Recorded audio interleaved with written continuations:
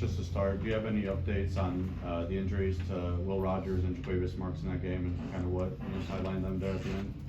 No updates. I mean, we'll get them back to the facility and we'll do a thorough evaluation, and obviously we'll know more when we talk on Monday. But those guys are warriors. They didn't want to come out, but that's why I appreciate coaching guys like that. Right? They're bulldog mentality guys. Steve?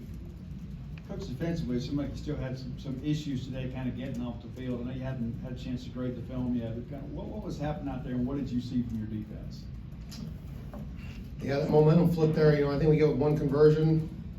We started really good, both sides of the ball. Emphasized all week, starting fast.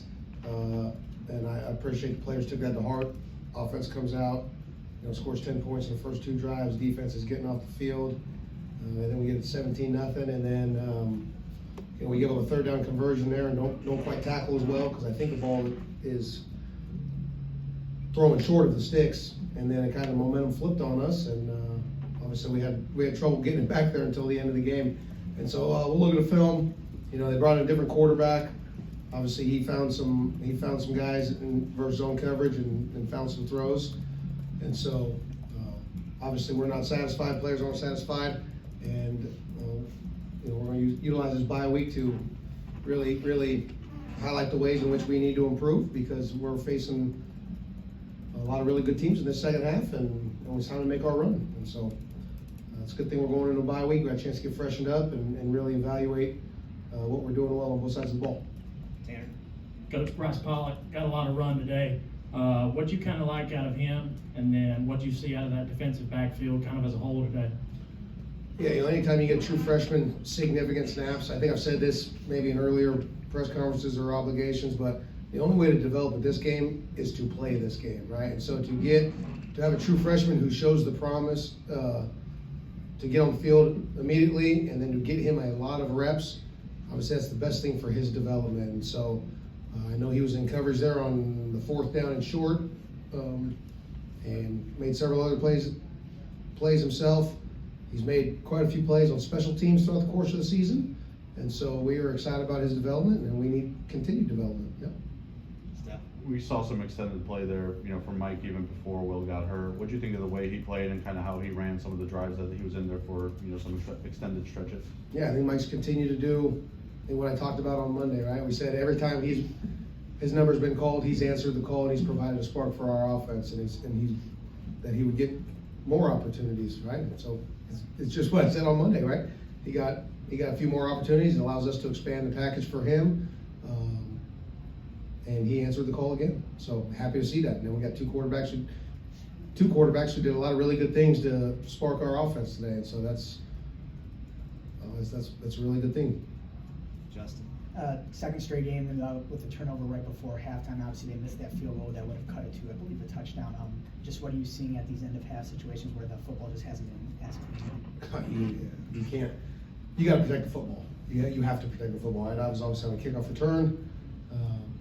They're kicking it different places because of our 2 deep returners and the threat they are with the ball in their hands, and so which means you got other guys carrying the ball than maybe your primary initial guys.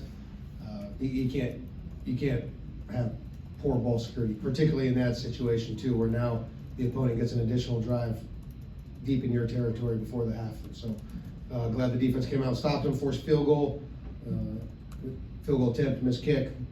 So we didn't give up points, but you can't give additional possessions. You have better ball security than that. Steve? Pretty nice showing for Freddie Roberson today. I mean, what kind of enabled him to kind of get into this position, and how would you assess how he performed today? Yeah, took advantage of his opportunities. Obviously, I think I said it to the halftime reporter, but how do you create momentum in a game? People make plays, right? Someone's got to make a play. So the long touchdown pass where he goes up over the defender and catches and comes down for a touchdown, that's what you need. That's what you need outside receivers to do, because you're going to be in tight man-to-man coverage in college football, and you got to be able to go up and make a play. So for him to go do that was really good. He had quite a few other good catches and runs after the catch, and obviously he's seen increased opportunities because Justin Robinson's been unavailable to go the last 2 weeks, and again, that is good for our development as a team, as an offense. All these guys who are getting increased action maybe because the starter ahead of him or the guy they were rotating with are unavailable, right? That is how you develop, and that's how you improve.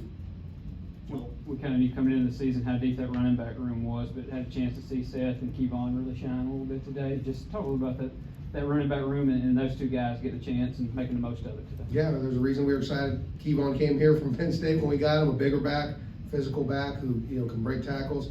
Seth, to his credit, he's probably maybe been the one freshman who from the start, early enrollee, so he got a jump on learning the offense and getting carries.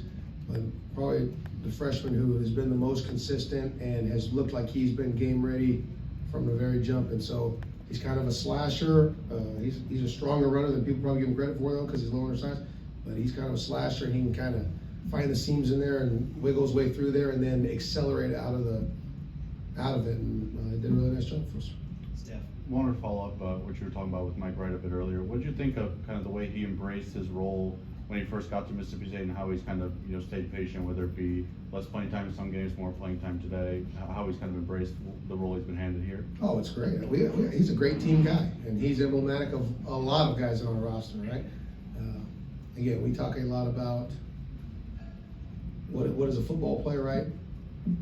It's a tough, physical, willing to do whatever it takes for the team to win, no matter what that role is.